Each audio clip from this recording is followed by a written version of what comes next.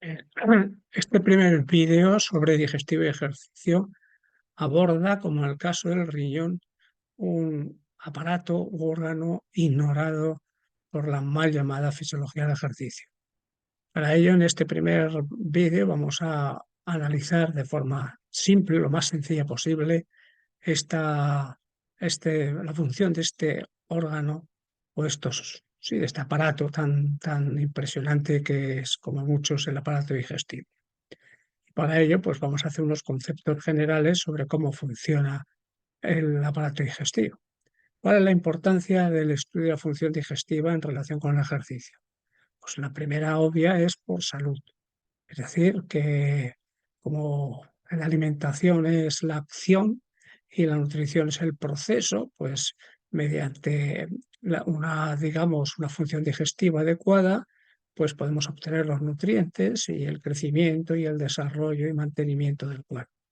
En segundo lugar, porque claro, si hay un aumento del gasto energético, pues ocasionado por el ejercicio físico, pues habrá una mayor necesidad de aumentar la alimentación y por tanto mejorar la nutrición en el sentido de cualidad.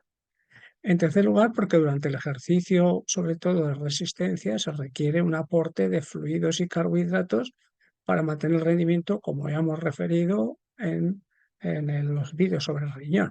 En cuarto lugar, porque a través de la alimentación especial que se puede realizar, pues puede mejorar el rendimiento, es decir, con todas aquellas pautas dietéticas que intentan mejorar el rendimiento de alguna manera. Y en quinto lugar, porque hay problemas digestivos ocasionados o asociados a la práctica de ejercicio físico. La náusea, los vómitos y tal, pues están a la orden del día en deporte de resistencia. Entonces, para tener cierto criterio de todas estas, digamos, funciones que puede realizar el aparato digestivo, pues hay que estudiar la fisiología del aparato digestivo con la mayor precisión posible. Como estamos haciendo a lo largo de todos estos vídeos, pues hay que procurar ser lo más sencillo posible para no cansar a la gente. Bien. Los conceptos generales abordan pues, el estudio desde la digestión en la boca, que consiste en trocear y lubricar, que por lo tanto es el inicio de la degradación de carbohidratos y lípidos en determinados, digamos, mamíferos no humanos, ¿no? Luego la digestión en el esófago, que aunque parece se podría limitar solo a la conducción, digamos, del alimento. La digestión en el estómago, que tiene una función claramente de almacenamiento temporal y de degradación de proteínas a través del ácido clorhídrico y de lípidos, a través de la lipasa salival que se ha producido, repito, en animales, digamos, en otros mamíferos, herbívoros, etcétera, más importante que obviamente en nuestro caso, y luego la digestión, digamos, en el intestino, que continúa la degradación hasta lo que se denominan sillares estructurales, es decir, monosacáridos, aminoácidos y ácidos grasos, básicamente, y que finaliza o termina la función digestiva con la absorción, es decir, el paso a la sangre de los sillares estructurales, de los aguas, electrolitos y vitaminas. ¿Por qué está en rojo y en remarcado? Porque obviamente muchas de las, vamos, todas las cosas que hay aquí anterior, pues las vamos a obviar y nos vamos a referir a la fisiología de la absorción. Y finalmente la digestión en el intestino grueso, porque absorción de fluidos y electrolitos y almacenamiento de los desechos de la materia fecal. Para todos esos fenómenos que van desde la boca al ano, pues el aparato digestivo desarrolla tres funciones básicas. La motilidad, que consiste en las contracciones de la musculatura lisa y que están limitadas por los esfínteres que separan las diferentes partes, por ejemplo, el píloro que la separa el estómago del duodeno, etcétera, etcétera, y así en determinados esfínteres que son los limitantes, digamos, de esa motilidad. La secreción, Pues que es la liberación de diversas sustancias propias de la propia estructura del aparato digestivo, del páncreas, del hígado y de la vesícula, que permiten la digestión. Sin ellos es difícil la digestión, por no decir imposible. Y finalmente la absorción, que es el objetivo, digamos, final del aparato digestivo y que se realiza básicamente en el intestino delgado. Más funciones del aparato digestivo, pues sí, claro, eliminación de desechos, equilibrio hidroelectrolítico, muy importante, y inmunidad. Bien, para explicar la función general del aparato digestivo, podríamos hacer lo que hacen en muchos textos, acudir a un modelo de esquema de las capas que están, digamos, de alguna manera, que constituyen cada una de las partes reseñadas, ¿no? El estómago, etcétera, o acudir a un modelo elemental y sencillo. Un modelo figurado, naturalmente, que constituiría un cilindro hueco. Un cilindro hueco en el cual, pues, las partes que nos interesan desde el punto de vista de la absorción, que sería el duodeno, que es muy pequeñito, apenas unos 25 centímetros, el yeyuno, que forma una longitud bastante considerable destinada a la absorción, que tiene unos 2,5 metros, y finalmente el ileón, que tiene una longitud de 3,5 metros, cuya función de absorción y preparación de los desechos. Entonces, aquí hemos reseñado en este tubo la pared del intestino que separa la luz tubular, que es esto por donde circulan los alimentos, con los capilares sanguíneos, y esto pues sería el segmento de una parte del intestino, por ejemplo, de una longitud total, pues con 3,5 y 2,5 serían 7 metros, ¿no? 3 y 2, 5, 6 metros, 6 metros, 6 metros y pico. Vale. Pero entonces, ¿qué hay que hacer? Pues hay que hacer un corte, digamos, un análisis sencillo de cómo está constituido esta pared, de forma más simple posible, la pared. Entonces, la pared está constituida por unas células, que son los enterocitos, que están unidos entre sí a través de unas disposiciones y que presenta claramente dos bordes. Un borde que está rugoso, ¿vale? Que se llama el borde apical, porque mira a la luz, y un borde vasolateral, que significa lateral porque permite el contacto de una célula con la otra a través de estas uniones, y basal porque es por donde se va a continuar con los capilares sanguíneos para, digamos, introducir los nutrientes, ¿vale? Por tanto, borde apical, borde vasolateral, y luego, pues, claro, este sería un lado del tubo, y este sería el otro lado del tubo, ¿vale? Con sus células separadas por estas estructuras que son la unión entre las células intestinales o enterocitos. Bien, los solutos van disueltos en el agua, entonces el movimiento de solutos está acoplado al del agua. Y normalmente hay mecanismos muy complejos de analizar, pero que aquí los vamos a simplemente a nombrar, por decirlo así. Hay dos posibilidades, ¿no?, de transporte de las sustancias o de las moléculas de un sitio a otro, sea agua, sea electrolitos o sean nutrientes. Puede ser a través, como señala la línea azul, entre las células, y ese tipo de absorción se llama absorción paracelular. Para el lado de las células, el soluto pasa entre dos células a través de las uniones, y en la absorción transcelular, es decir, atravesando las células. Primero el borde apical, y una vez que está introducido en el interior de la célula, pasaría por el borde basolateral hacia la sangre. Estos dos grandes mecanismos digamos, de absorción. La absorción transcelular y la absorción paracelular. Bien,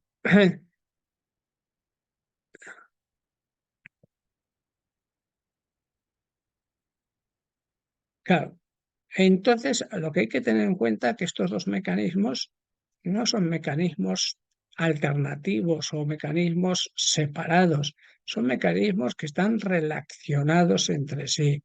Es decir, que la absorción transcelular y la absorción paracelular son mecanismos no aislados, sino que son muy dependientes uno del otro. De hecho, el mecanismo principal que permite la absorción por, digamos, transcelular es un mecanismo activo que hay en el borde vasolateral, ¿vale? Y que a su vez permite el paso, por ejemplo, de agua, digamos, por el sistema paracelular. Por lo tanto, no hay que entenderlo como mecanismos independientes, sino como mecanismos, obviamente, unidos entre sí. Bien, solo algunos datos para que se vea la grandeza, digamos, de este aparato digestivo. Fundamentalmente, repito, para la absorción. Cantidades aproximadas de líquido que llega al intestino. Bueno, es muy variable, ¿no? De la ingesta de líquidos, de 1,5 litros a 2 litros, ¿vale? Al día. A eso hay que añadirle las secreciones que liberan, ya sea las glándulas o ya sea el propio, digamos, aparato digestivo. La saliva, la secreción gástrica, la secreción pancreática, la secreción biliar y la propia estructura, podríamos denominarla como la secreción intestinal. ¿Vale? Pues eso aproximadamente pueden ser 6,5 litros al día. Entonces, si sumamos todo, pues es una carga suficiente de 8,5 litros. Entonces, de esos 8,5 litros, aproximadamente abandonan el ileón y por lo tanto entran en el intestino grueso 2 litros al día. Es decir, que se desarrolla una capacidad extraordinaria de absorción. Por supuesto, si la comparamos con la capacidad de absorción o de reabsorción del riñón, pues muy pequeña, muy pequeña. Recuérdense, la capacidad de absorción de 180 litros que se filtraban al día, pues prácticamente 178 pasaban al este. Entonces, comparado 178 con 6,5 litros, pues es pequeño. Pero claro, eso es cuantitativo, porque cualitativo es igualmente de importante, una que otra. ¿Vale? Pasa que, bueno, cada una a su nivel.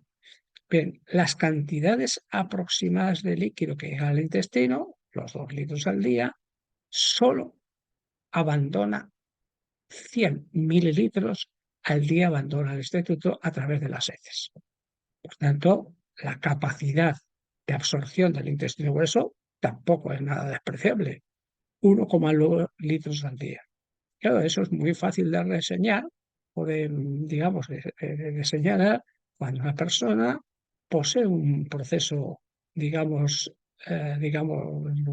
patológico en su intestino grueso y empieza a perder líquido. Es que se va, digamos, al otro barrio, pero disparado, disparado, porque es muy importante cualitativamente esa pérdida de 1,9, digo, de 0,1, ¿vale? Y por tanto un trabajo de absorción extraordinario, uno 6,5, otro casi 2 litros, pues un trabajo extraordinario de los dos intestinos. Bien, pero claro, más que la parte cuantitativa, hay que ver la parte, por decirlo así, cualitativa, ¿no? Porque claro, parte cuantitativa puede ser, sí, de 8 litros al día, mucho, bien, pero es que la parte cualitativa da lugar a que en los 6 metros de intestino delgado no haya uniformidad. Y lo contrario, que esa, digamos, absorción heterogénea, viene dada por, en primer lugar, porque cada uno de los segmentos presenta características morfológicas y funcionales totalmente distintas. El duodeno no tiene nada que ver con el yeyuno no tiene que ver con el ileo y el ileo no tiene nada que ver con el colon. Y en general el intestino delgado pues tiene procesos diferentes al colon. ¿Que se complementan? Sí, pero que son distintos. Por tanto, primero hay una heterogeneidad en los diferentes tramos del intestino. Y digamos que de alguna manera cada uno está especializado en algunas tareas absortivas, ¿no? O de absorción. Bien, y la otra, digamos, causa de heterogeneidad muy importante que se le está dedicando muchísimo interés en la actualidad es la microbiota. En mis tiempos se llamaba flora intestinal. Creo yo que flora alude a, digamos, a elementos de no de la fauna, por supuesto, entonces justo del mundo vegetal. Creo que el término microbiota es más adecuado porque se está, digamos, aludiendo a microorganismos que están dentro de nuestro organismo. Bien, pues alta complejidad, muy complejo, pero parece ser muy relevante. Como siempre pasa muchas veces en estas cosas, pues la persona que se dedica a estudiar la microbiota, pues ya es como el ungüento amarillo, sirve para todo, ¿no? Pero bueno, ciertamente, pues desde el punto de vista fisiológico, es que es muy importante en la digestión de carbohidratos no digeribles y en producción de ciertos nutrientes como por ejemplo la vitamina B12. Bien, y luego dentro de un mismo segmento la tecnología viene dada por las diferencias en las células de absorción, que son muy diferentes, ¿eh? En una vellosidad intestinal no es lo mismo la célula de la vellosidad que la célula de, por decirlo así, de la base, de la cripta. Entonces no tienen nada que ver uno con otro y eso puede variar. Más luego el recambio que sufre a lo largo del tiempo digamos, la estructura. Bien, entonces, en general, ¿cómo funciona el mecanismo de absorción? El mecanismo de absorción funciona de la siguiente manera. Primero necesitamos un sistema que reconozca y transporte los solutos, es decir, el que estaría señalado con un. Ese sistema que reconoce y transporta los solutos está sí o sí, digamos, controlado por un sistema que proporciona la energía suficiente para el transporte en el borde apical. Digamos, lo que se conoce con el nombre de de la bomba de ATPasa. Este es el motor, por decirlo así, para que el resto del sistema de reconocimiento por parte, por decirlo así, de receptores de los diferentes tipos de nutrientes puedan meterse dentro y entrar bien digamos, por el mecanismo que hemos dicho transcelular y luego del sistema transcelular el número dos sería el mecanismo de transporte o el sistema de transporte desde la célula a la sangre, que puede ser pasivo en la mayor parte de las ocasiones o no pasivo. Bien, y claro, la relación entre el nutriente y el sistema de transporte tiene que ser una relación muy íntima, pero no tiene por qué ser exclusiva. De hecho, por ejemplo, pues el sistema de transporte del sodio está ligado al sistema de transporte de los aminoácidos y de la glucosa. Es decir, que contribuyen uno y hacen un mecanismo de cotransporte. Bien, otros factores, por supuesto, la variabilidad individual, número y clases que hay de enterocitos, la composición de la dieta, los tipos de moléculas que llegan a la luz intestinal y el estado de salud del intestino, si tiene diabetes, si tiene enfermedad celíaca, etcétera.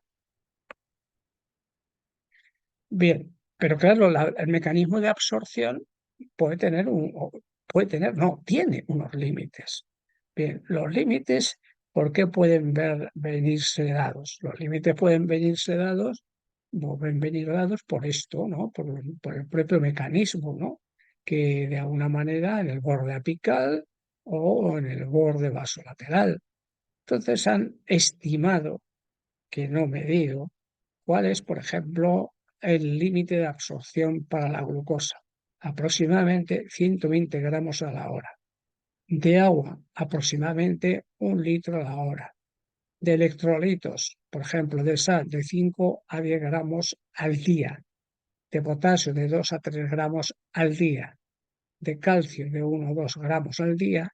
Y de bicarbonato, de 10 a 20 milimoles por hora.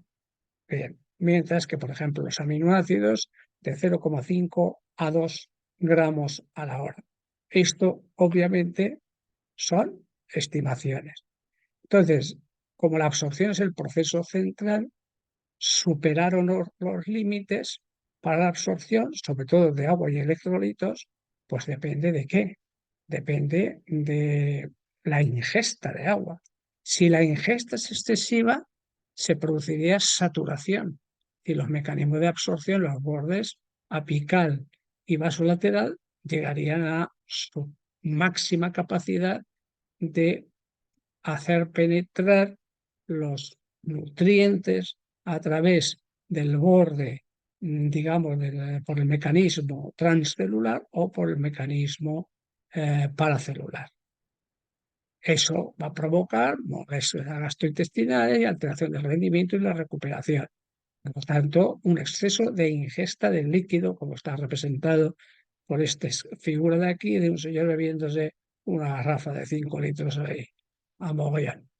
Y luego un déficit de ingesta de agua y electrolitos, que obviamente pues vendría dado porque ese sujeto bebe de una botella pues lo que no debe, vamos, una cantidad que inferior a la que bebe, la mitad, por ejemplo, de una botella de 250. Entonces, claro, aquí lo que pasaría es lo contrario, ¿no? Que se reduciría la actividad de los mecanismos de transporte en los bordes apical y vasolateral y como consecuencia disminuiría la capacidad de absorción. Bien, pues con esto hemos terminado el primer vídeo sobre el aparato digestivo y continuaremos pues con otros más específicos, si se quiere.